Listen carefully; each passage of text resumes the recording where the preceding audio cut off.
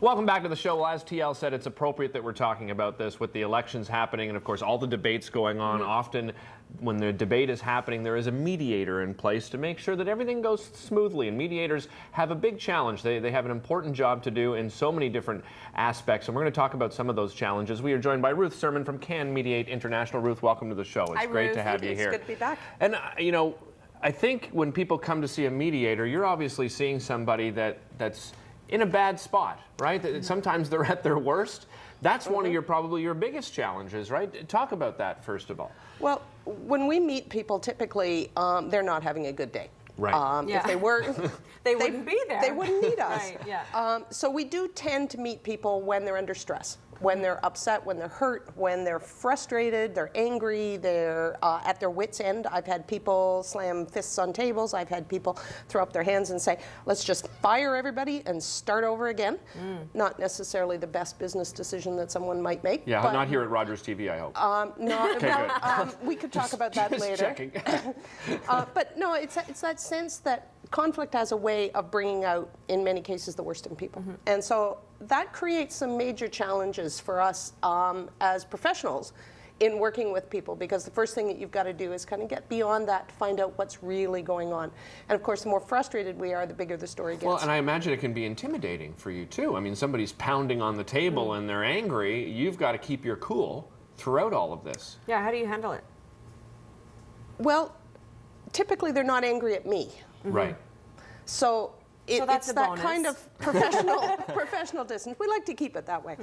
If they do get angry at me, well, then I need to figure out, what it is I've done that's contributed to that and find some way around it. But generally speaking, they're angry at the situation. They're often also frustrated because nobody's listening to them. So one of the biggest advantages in being a mediator is that my job is to listen. So if you come in and you're angry and you're upset, and I say, well, tell me about it. What are your concerns about this situation? That just sets off a diatribe. It's not usually difficult to get people to talk. It can be a little more difficult sometimes to manage time. Especially if you're working in a workplace where they've given you a day to interview 5 or 8 people, and you've got one person who talks for 4.5 hours. That creates a bit of a time challenge. But it's not unusual. I have people say to me, I need 10 minutes. And they come in at 3:20 in the afternoon, tell you they need 10 minutes, and they leave at 2:30 in the morning. Right. Yeah. That would be probably the longest one I've done. In that situation, Ruth, because this happened just a couple of days ago in one of the debates, you might have heard Andy Hayden got upset. He stormed out because of the fact that it was a little, he was saying, undemocratic,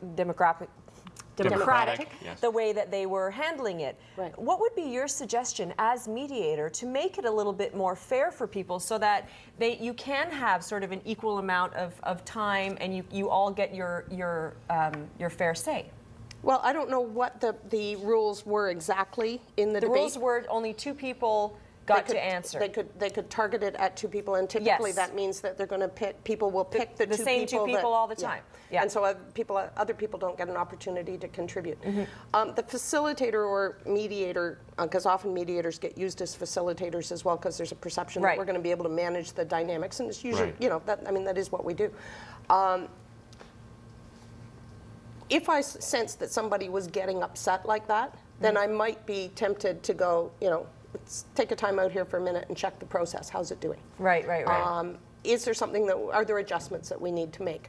And get the quick agreement, because you don't want to spend a huge amount of time. And when you're talking about a debate, everything's a trade-off. If you talk for 10 minutes, and we only have an hour for the debate, and there are 9 other people, not everybody can talk for 10 minutes. The math just doesn't work. Right, exactly. So in that sense, much like a training session, every time you do something, you give up something else. And so people need to understand that. So that these are considerations that should be made before the debate even begins. Okay, Yeah. that's good. Sorry I threw that in there. No, I think it's good. No, it's because you timely. mentioned it's it. good You to get mentioned advice. it, and we mentioned and it. if your mediators or facilitators watching right now, you can take that as great advice. Another thing you must get constantly is you're being met with skepticism. So how do you get over that challenge? Well, people are very skeptical. Quite often when we come in, simply because they don't necessarily have any experience with the process. Right. And it's not unusual, and in some cases they have had experience with the process and it hasn't been good. And if you ask, virtually everybody's heard a bad story about mediation that went bad, or some kind of a conflict resolution process that went bad, or a management initiative that went bad. And if I tell you a positive story and a negative story, which one will you remember? Yeah, it's unfortunately always the it seems negative. to be the negative. We have a magnetic attraction to the negative, and how long will that memory last?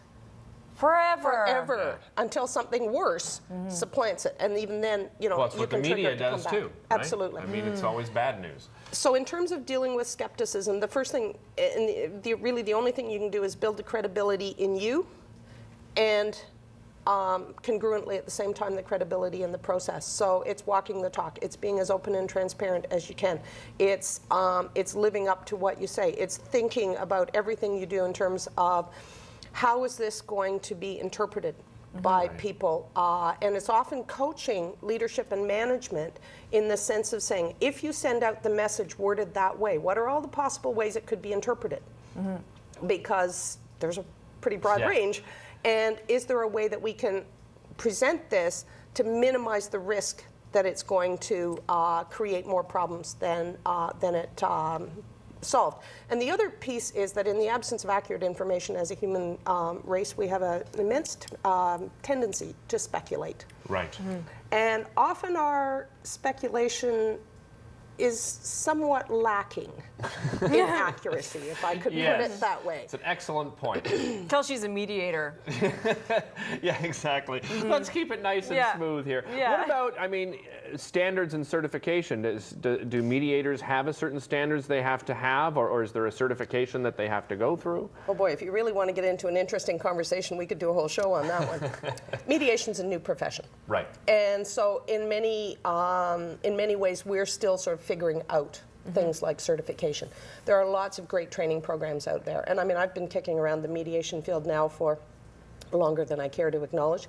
But when I started, there was virtually nothing. You took a course. And I kept saying to people, where do I go to get some practical experience? And I finally had a mediator from Alberta that I knew who said, listen, you've got 800, 900 hours of training. You've got to stop taking courses now and actually go do this. Right. Yeah. And I kept saying, but where do I get practical experience? And there's a huge challenge in taking the theory out of the classroom and putting it into practice. But basically, when I started, it was you hung out a shingle and crossed your fingers and hoped that the first few people that you worked with were reasonably easy on you, and you learned through the school of hard knocks.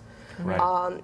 Now, looking back, that's not a particularly good way of doing things. So one of the things we started doing about 5 years ago is we take interns now. Okay. Give people a chance to actually get some practical experience, come work with us. We learn a lot from them, they learn a lot from us. It's a pretty neat situation, and we love it. So we've had some really great interns who've gone on and done some very interesting things after they've left working with us. So in that context, I think one of the biggest challenges professionally over the next few years is going to be this whole question of certification. There's been a huge debate. Do you have to be a lawyer to be a mediator? Right. And I would say no. I mean, I'm not a lawyer.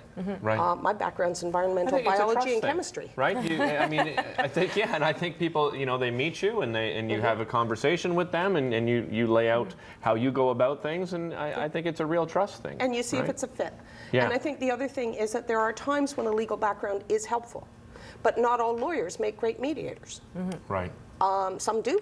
I know some great mediators who have a law background. I know other ones that really struggle with Well, I can tell you, I difference mean, just in from the you role. being on the show as a regular guest, honestly, I would feel comfortable coming to you in any mediation Well, thank you. situations. And we really appreciate you coming on. This is a great Thanks, Ruth. conversation. So those of you who are mediating some of the city council meetings or facilitating some of those mayoral candidate debates, give her a call. She might be able to give you some tips. Ruth Sermon has a couple of courses, workshops coming up, doesn't she? They certainly do. Monday, September 27th, there's a workshop called Developing Artistry in Mediation. So all people that are involved in mediation, you can learn more, and she's going to obviously go into great detail in that workshop. And then Saturday, October 2nd, this is a really good one out there for parents and kids. It's a conflict management program. I just want to stop fighting for parents and teens. A few too many years late for me and my I know. mom.